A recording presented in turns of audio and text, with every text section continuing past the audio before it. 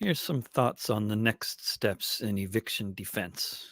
Where to from here for Portland Emergency Eviction Response, PEER. A few thoughts on intentions, tactics, and building eviction defense networks. You can also find this in written form at davidrovics.com and at artistsforrentcontrol.org, among other places, and in podcast form if you look for This Week with David Rovics wherever you get your podcasts.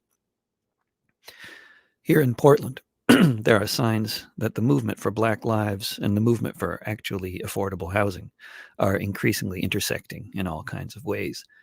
Among the networks engaged in popular education and resistance organizing efforts around housing issues, you'll find groups normally focused on the massive problems of killer cops and institutional racism, such as Don't Shoot PDX. Outside of the home of a family facing foreclosure in North Portland on Mississippi, you'll find people who have long been involved with the daily protests that have been going on in Portland since the murder of George Floyd in Minneapolis on May 25th. No one who has been deeply involved with these struggles is surprised by the interweaving of these struggles, since they are obviously inseparable from each other. To state what is abundantly clear to anyone involved with either one, if Black Lives matter, then the working class matters and affordable housing matters. In pre-pandemic Portland, a market-rate two-bedroom apartment was not affordable by the average Black family in the U.S., and that is even more true now. If Black lives mattered in Portland, this city would not have been ethnically cleansed of most of its Black population through the uncontrolled rise in the cost of housing over the past 20 years. This could have and would have been prevented in any city where Black lives really mattered to those in power at City Hall, in Salem, and in Washington, D.C. Local police can stop enforcing evictions. State houses can pass rent control legislation and control how much landlords are able to charge for rent, like they do in most of the civilized world. The federal government could spend hundreds of billions of dollars a year on building green subsidized housing everywhere instead of on the military. Of course, that's not the world we're in. Far from it. In the real world, the federal government long ago gave up on the idea of building anything other than missile silos. In the real world, 48 out of 50 states have banned municipalities from instituting rent control policies, including the neoliberal Democratic-run state of tree farms, forest fires, and overpriced cities called Oregon. In the real world, most of our city councils are more concerned with appeasing those who Governor Brown likes to call the stakeholders, by which is meant the owners of the city, not those who rent from them. Not the working class, and certainly not the rapidly dispersing Black population of Portland. Most definitely not the burgeoning ranks of those living in cars and tents that line our city's thoroughfares and can be found alongside so many bike paths and park boundaries. But here we are, on this precipice, where the possibilities are so epic in so many directions. With a nationwide moratorium on evictions, mostly preventing the eviction tsunami that the business press was alerting us about with great alarm for months prior to the CDC's edict going into effect, the can has been kicked down the road until the beginning of 2021.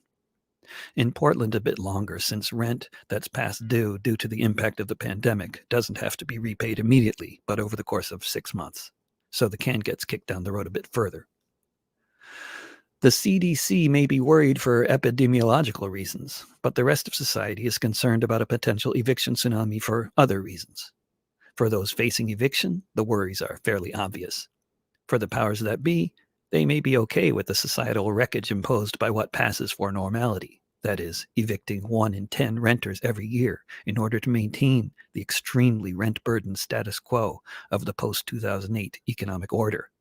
But they know they need to seriously worry when the business press is singing in harmony about the kind of chaos and misery that would ensue if the landlords tried to evict 40 million people at the same time. Clearly, when on such a precipice, things have to change.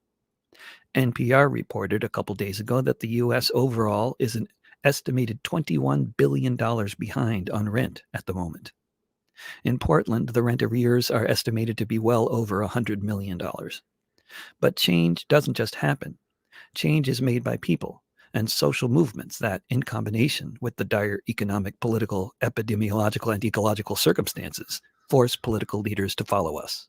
That's how it works in the real world, historically and currently, and the examples abound, though there are powerful interests at work always trying to hide this reality from us and keep us in their fabricated capitalist matrix of renter/gig worker peonage. One of the ways the kinds of changes that need to happen in this broken society can begin to happen in terms of addressing the impossible inequities from the bottom to the top of the whole mess is to embrace the idea of eviction abolition. By itself, it may be a very crude tool, but it's a simple, straightforward beginning to a process of reconciliation with an unknown destination that would surely have to involve lots of government involvement in negotiating solutions with landlords of indigent tenants, government involvement with housing people directly, and of course, with heavily controlling things like rent, mortgages, and much, much more, as they do in functional societies where the state actually shows an interest in the welfare of the people.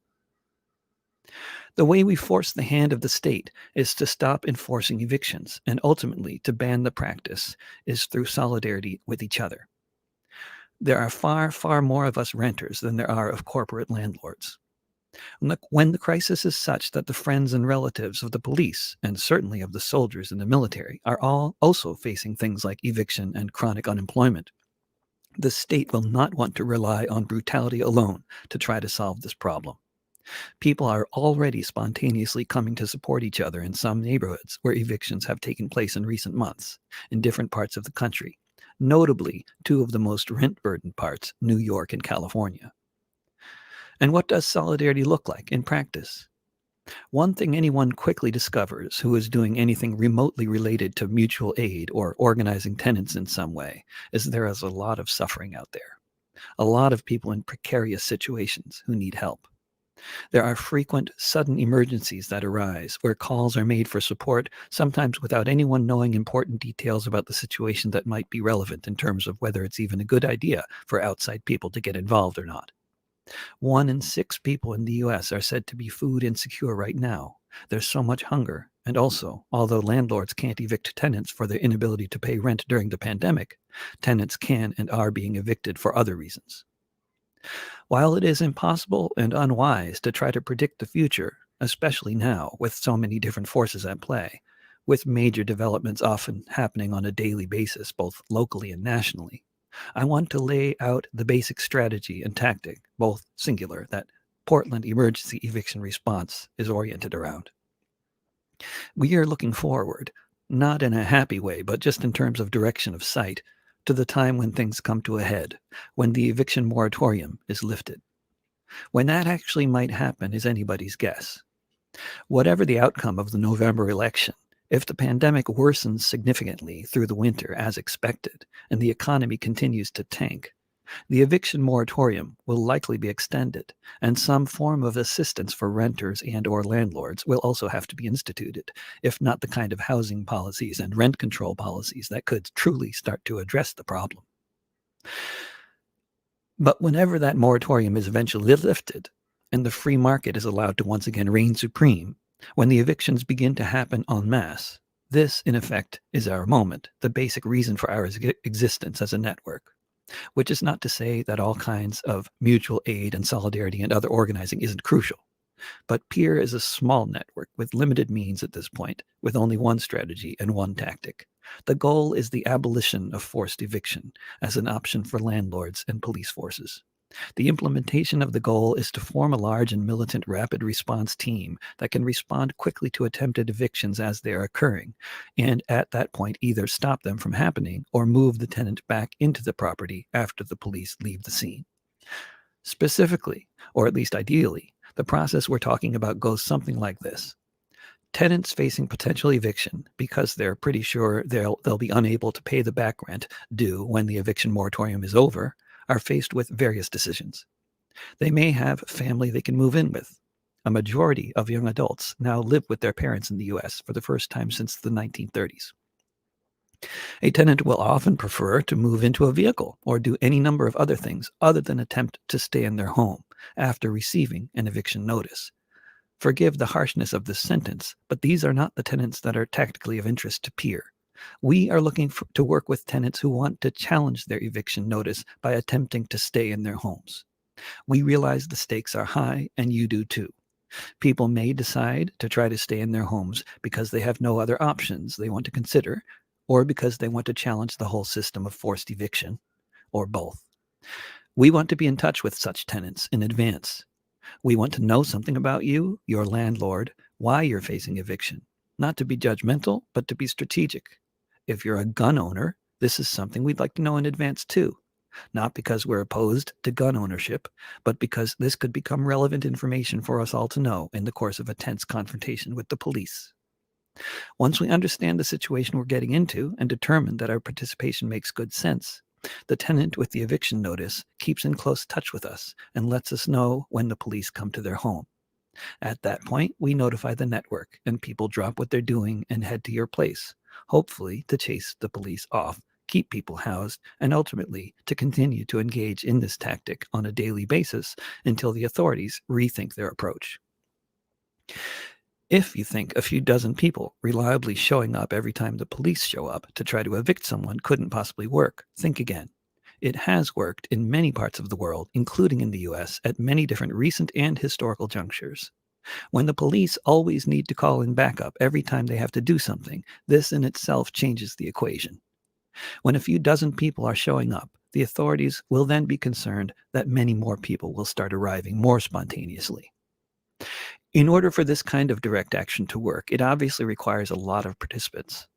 Our efforts have been focused on getting the word out about eviction defense in local Portland neighborhoods through postering, online communication of various kinds, and word of mouth, with a particular focus on networking with the youth and others who are already out there doing mutual aid and protesting against police brutality and institutional racism. We are also closely in touch with other eviction defense networks that are being built along similar lines as part of bigger projects such as Portland Tenants United and the Portland chapter of the DSA, Democratic Socialists of America. When there are attempted evictions taking place that any of these networks are responding to, PEER will be activating our network as well. PTU, DSA, and other groups are regularly holding online and in-person discussions and trainings of various sorts. There are many people wondering about how things might go when we try to prevent an eviction. It's good to understand how these confrontations have gone before, what the laws are, and so on. But how things actually play out in the real world is always unpredictable. We may know what the laws are, but how they may or may not be enforced is another matter. Whether or not the police will obey them is another matter.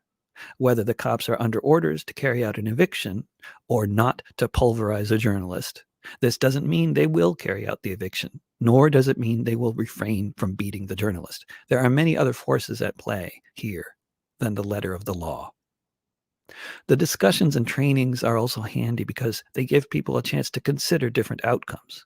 For example, if most people are standing in front of the entrance of the apartment with banners and signs, but some people are open carrying guns, standing on the sidewalk as they are legally allowed to do in Oregon, how does this change the dynamic? In the end, we can't answer the many very legitimate questions that will arise in these discussions.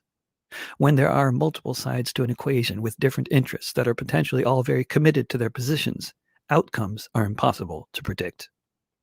But it's unlikely that we'll win unless we are at least as committed to the abolition of eviction as the corporate investors are committed to their stock portfolios giving them a good return.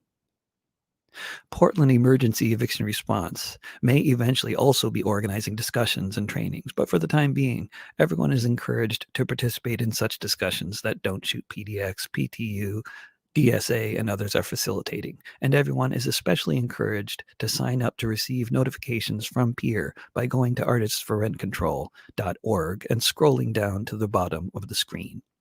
And be ready to show up when a notification arrives, and encourage your friends to do the same.